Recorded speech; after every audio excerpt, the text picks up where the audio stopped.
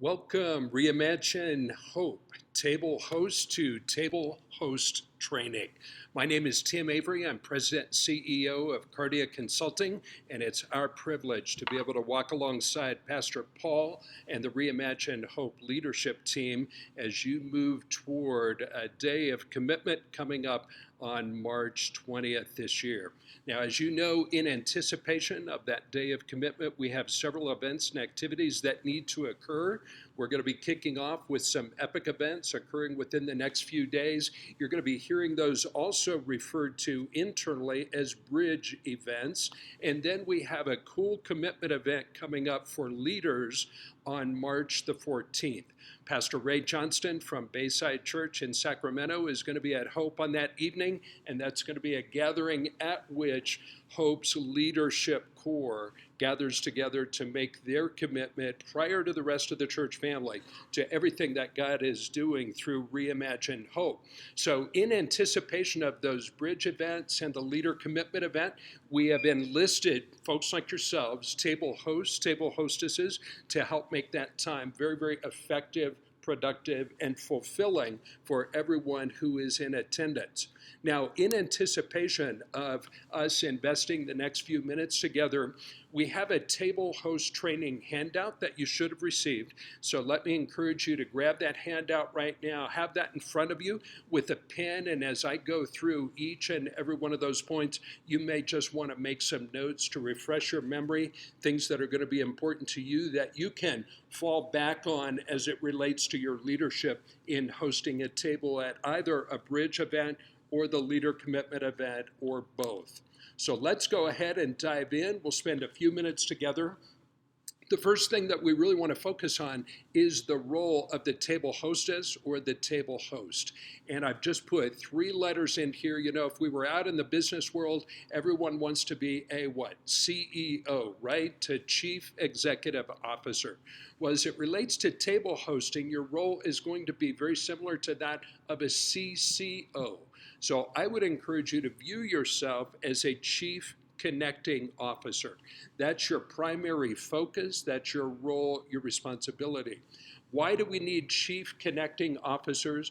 Well, the reality exists that when we get to these bridge events and as we get to the leader commitment event, most of the people in the room will probably have a relationship with others, with peers, people with whom they do life, people with whom they share a small group, people with whom they do ministry at Hope. So for most people, there's going to be a level of comfort that exists because they'll have friends, they'll have family members, they'll have small group acquaintances right there seated around the table or at least in the room with them.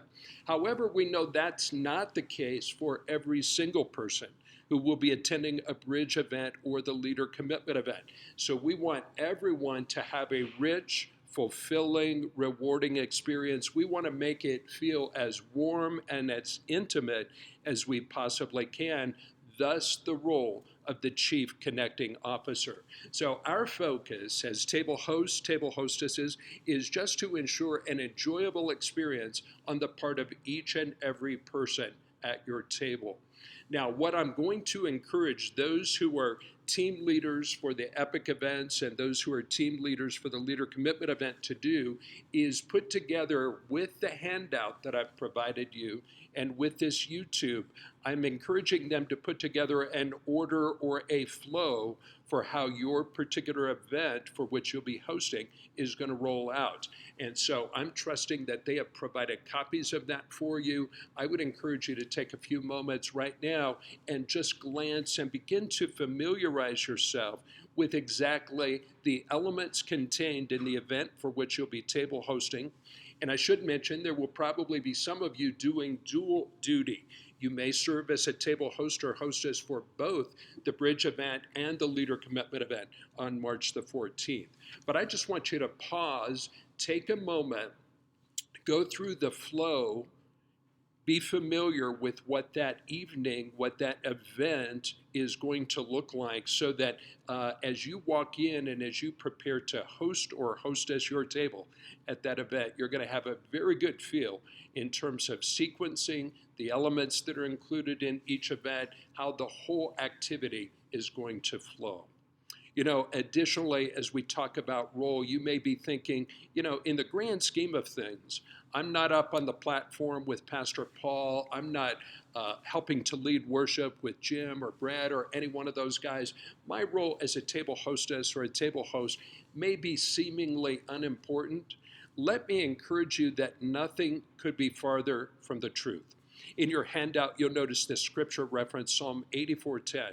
I love that verse. It's familiar to almost all of us. It says, better is one day in your court, O Lord, than 1,000 elsewhere.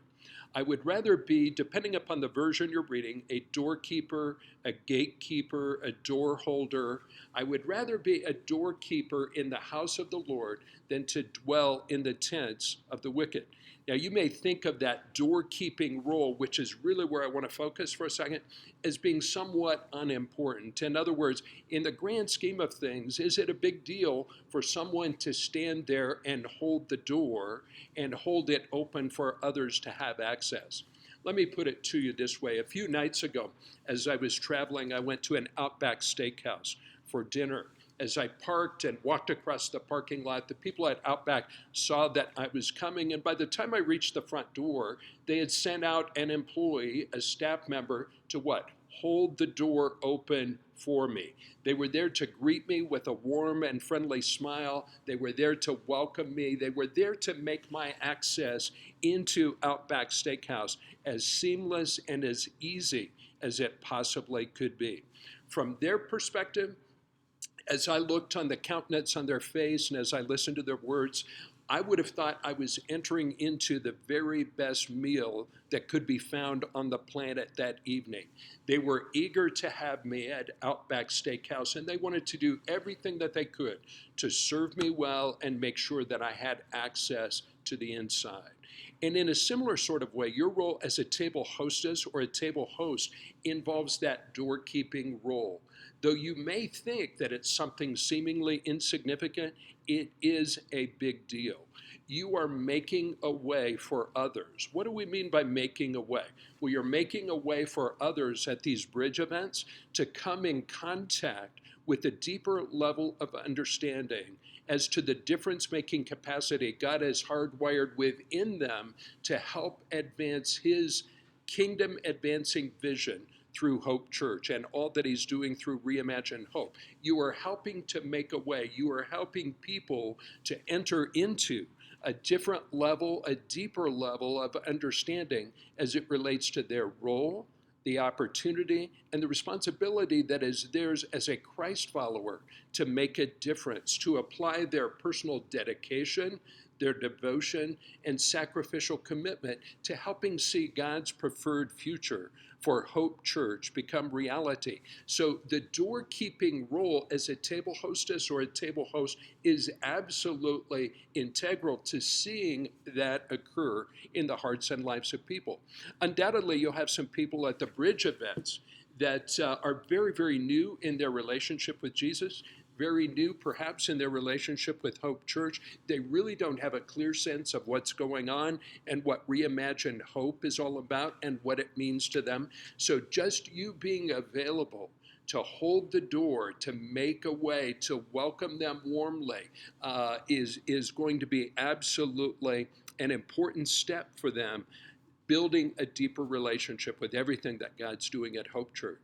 And in a similar sort of way, we'll have members of our leader corps that arrive at the Alaris on March the 14th, and they may be somewhat still in a place of trying to figure out what their level of commitment is going to be. How deeply do I really want to dive into this whole thing? And again, the role of the table hostess and the table host is going to be fundamentally important in helping people enter into everything that God has for them at each one of these events. So it's a big deal. And just to recap, your primary role is that of CCO, Chief Connecting Officer. So what are your responsibilities when people enter into the room as a table hostess or a table host? What are the things that we really encourage you to focus on? Well, number one, obviously, we want you to warmly welcome each and every person who arrives at your table. And just a word about those arriving at your table. I would say be standing at your table prior to the event and be on the lookout. Be outwardly focused on those who enter into the room and may be kind of puzzled. They may be looking around. They may have an expression of uncertainty on their face, not exactly sure where to go. Be on the lookout for those kinds of people. Then take the initiative. Go to them, extend your hand, hug on them, love on them, invite them over to be a part of your table. You know, we've all been to parties where we may not know any of the people present, or we may not know many of the people present. And doesn't it make all the difference in the world when we walk into that room and there's someone who's outgoing, there's someone who is on the lookout for us, there's someone who spotted us, and they take the initiative to come over, to draw us in, to introduce us to other people. So that's exactly what we're talking about in terms of extending a warm welcome to all. Make sure that you have a moment to meet and greet. What do I mean by that? Once everyone is seated at your table, or as they are coming in, or both, it's a good time to introduce them to others who will be at the table as well. Make sure that you're on a first name basis, that everyone at your table knows the first name of the people seated at your table. We encourage you to have name tags, obviously, to make that whole process a little bit easier, but make sure that you include some time to meet and greet. Oftentimes, when you go around the table and you ask people to introduce themselves, it may feel a little bit awkward, but you can ask a few questions along the way. As people are introducing themselves, maybe follow up and ask the question, what is it that drew you to Hope? Or what do you love most about what God's doing at Hope? Or tell us how Hope has been used by God to be an influence in your life. You'll be amazed at the kinds of stories that begin to surface, and others will soon join into that kind of interaction. You're helping to create that warm environment. The next step down under responsibility, after you extend a warm welcome and you meet and greet people, is to be with them. What do I mean by being with them? I mean, just make sure that you take the time and show the attention that you're totally committed to them. An example would be asking questions and then looking right in their face, or as the conversation is going on, make sure that you're not distracted, but that you are giving the people at your table your full attention. This is a great time to put it in your purse, to turn it off, to put it in your pocket, to ignore those kinds of things. We want to encourage all of our table hostesses and table smartphone devices put away so that you're not distracted. Being with them means that you're showing undivided attention to the people that God has drawn to your table. The fourth point under responsibility is to express passion and enthusiasm for your church, for Pastor Paul, that you're helping to facilitate. It's one thing for people to show up at an event. It's something entirely different for them to rub shoulders with people who are absolutely contagious and their excitement about what God's doing. Now, when I talk about having a contagious or a passionate spirit, we're talking about doing that with authenticity, doing that with genuineness.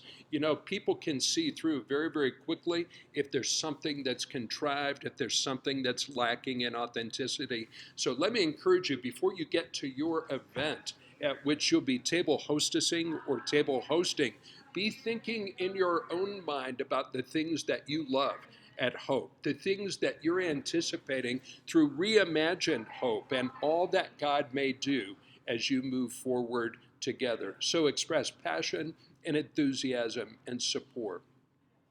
The fifth point that's listed there is simply this: just be ready to share elements of the vision and parts of Reimagine Hope, the whole initiative, that are most exciting to you.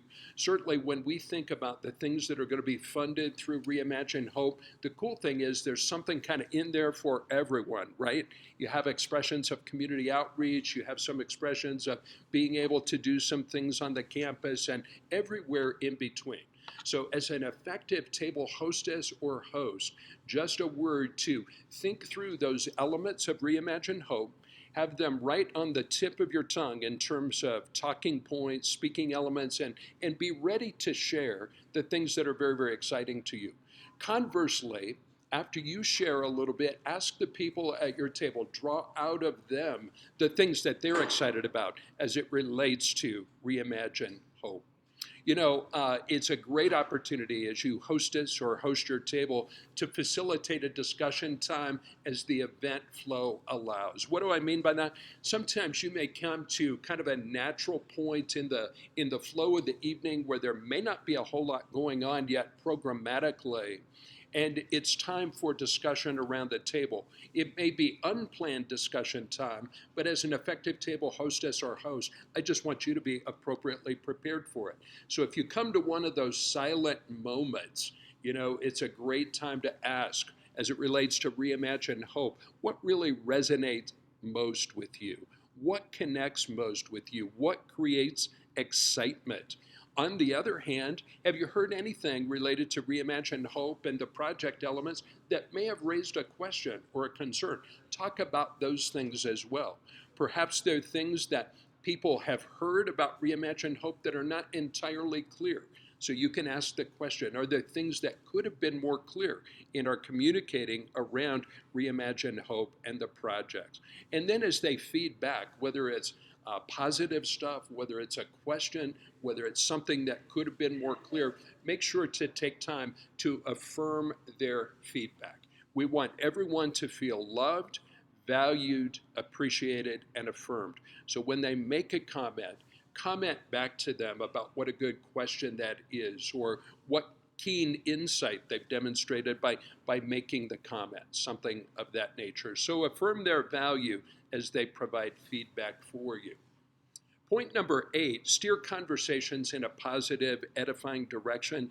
And my hunch is, excuse me, at Hope, that's going to be absolutely no problem whatsoever.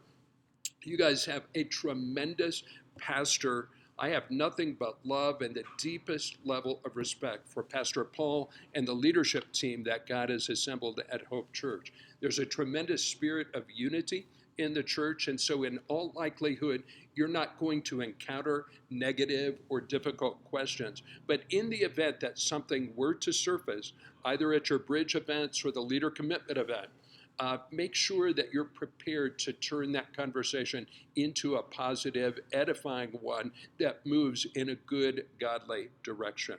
At both these events, the bridge events and the leader commitment event, there will be a point in time at which Pastor Paul asks you as a table host to pull out some materials and distribute it to those people around your table. For example, at the bridge events, we're probably going to be passing out the brochure, commitment cards, different things like that. So we want you to be aware of what is in your packet in terms of materials. And we want you to hold those inside the packet until Pastor Paul is ready to put those into use, until he calls for them. For sure, at the leader commitment event on March the 14th, we're going to have a commitment card there. That evening, we'll wrap up with Pastor Paul calling leaders to commitment. They'll actually be completing their card and indicating on their card the amount that God is leading them to give over and above their regular giving for the next 3 years. So at each event, bridge event, leader commitment event, you will have materials, at least one form of material, if not multiples, to distribute to the people at your table. So be ready with those. Hold on to those, however, until Pastor Paul gives you the signal, until he calls for them and asks them to be distributed. Part of the reason that we do that is we've all been to events where materials are laying out on the table. If you have a brochure out there, someone picks it up, and while Pastor Paul is talking, he's casting vision, someone else is reading ahead. Their face is diving down, it's looking inside the brochure, instead of their face being up and listening to Pastor Paul. So that's a great reason to hold on to those resources. So as we think about kind of wrapping up, we've talked about role, we've talked about responsibility. What is the reward? In other words, what's the benefit? Why have table hosts and hostesses? Well, there are multiple rewards that will come as a result of your ministry and you stepping forward to assume this leadership. Number one is increased effectiveness awareness, and understanding.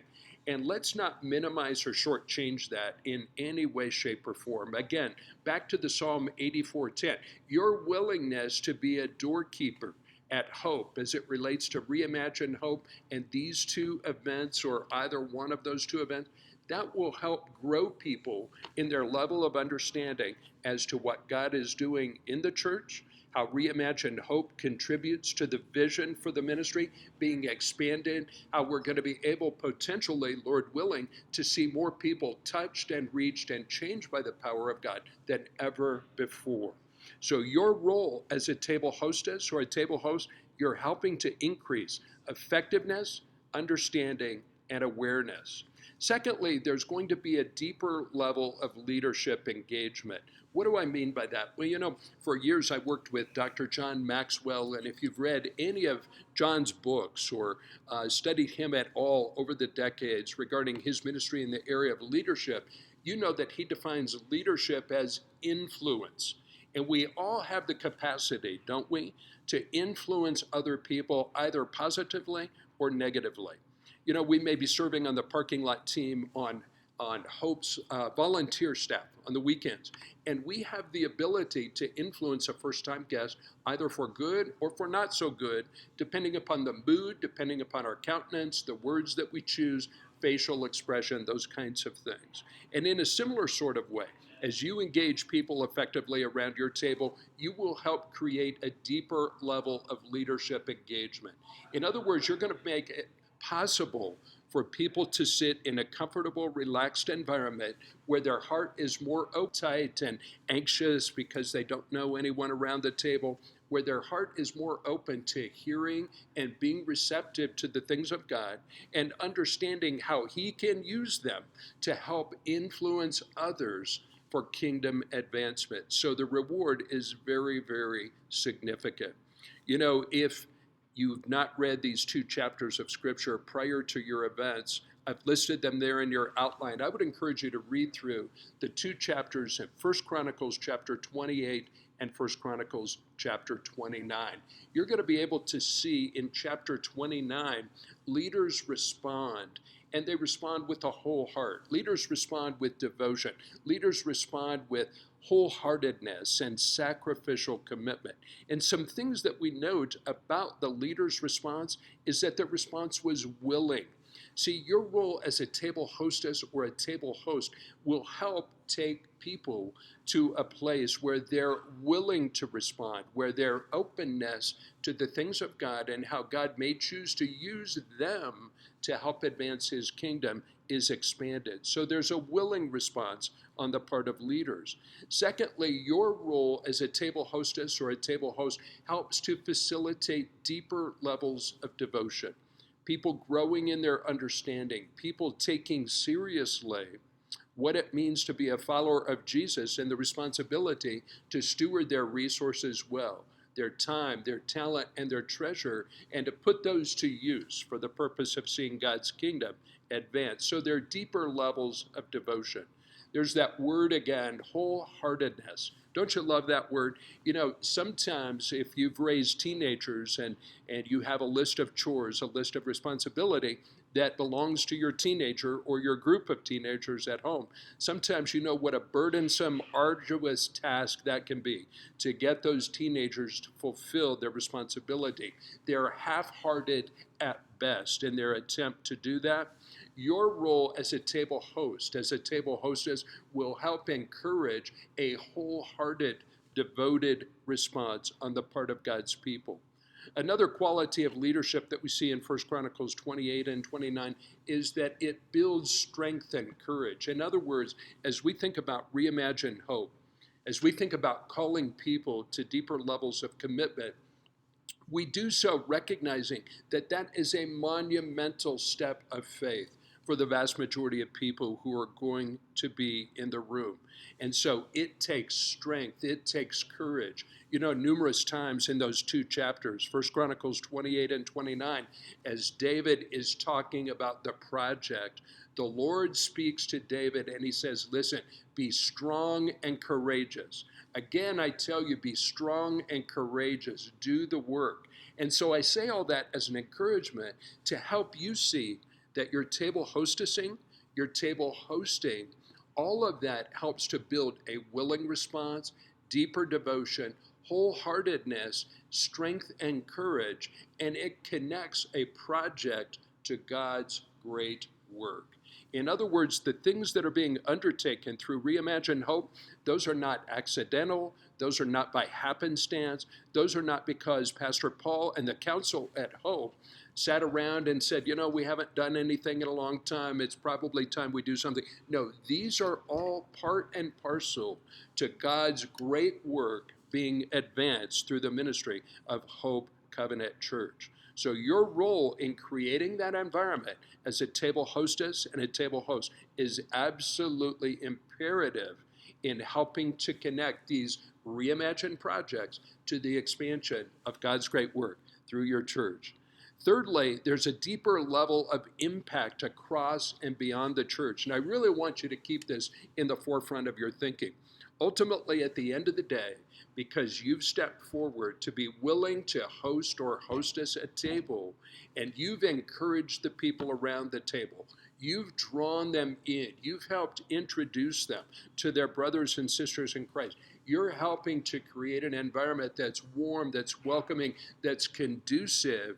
The ultimate end game, the end result, if you will, is that there will be a deeper level of impact, not only in the church, but across the broad ministries of the church, and most importantly, in the greater Grand Forks community and beyond. The impact, the result of what you're going to be doing as a host or a hostess is going to reverberate through the pages of eternity. Because of your willingness to serve, ultimately more people will come to faith in Jesus than ever before. So another reward, the last one that I have listed in your outline there, is heart alignment, leading to authentic worship. What do I mean by that? You know, so many times in the hectic, busy schedules that we all keep, we run around and we do kind of our Christian thing. But at the same time that we do our Christian thing, we're involved in ministry, we go to church regularly, we may even tithe consistently, those kinds of things. Our heart is being pulled in multiple directions. Many times we see Christ followers who are really, with their heart attitude, pursuing more things of the world than they are pursuing more of the things of God. Your willingness to effectively host or hostess your table helps to draw into frank, stark reality their role, their responsibility as a follower of Jesus, and the difference-making capacity God has built within them. In other words, their heart is going to grow closer in alignment with the heart of God. It's really kind of keeping in mind the Romans 12, 1 and 2 verses, where Paul talks about the fact that we're to offer our bodies as a living sacrifice, holy, pleasing, acceptable to God. That's our spiritual act of worship. And then in verse 2, he says, do not be conformed to the world, but be transformed by the renewing of your mind.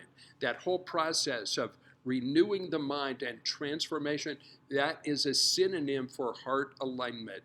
People growing in greater heart alignment with the heart of God. And as that occurs, their response, their giving, their serving, their ministry at Hope will come from a wellspring of authentic worship as opposed to something that they feel like they have to do.